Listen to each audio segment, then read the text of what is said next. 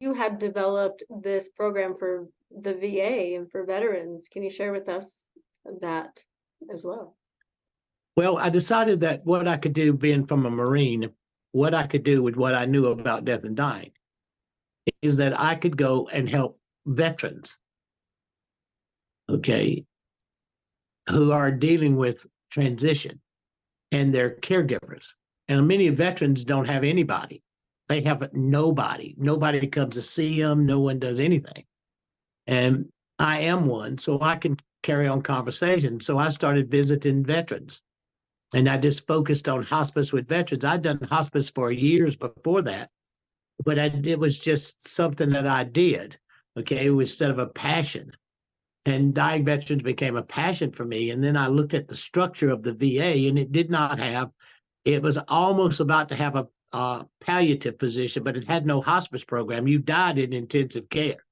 And they kept trying to keep you alive, and they kept on going on and on and on because everybody wants you to stay alive. And you got brain cancer and ovarian cancer, and you have prostate cancer, and you have colon cancer, and you got brain cancer, and they want you to they keep going to try to keep you alive. Oh, that's crazy.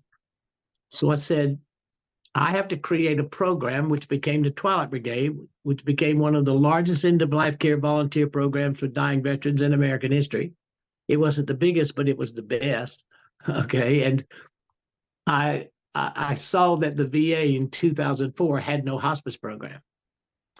And so I decided to create the hospice program for them. And I didn't know that's exactly what I was doing.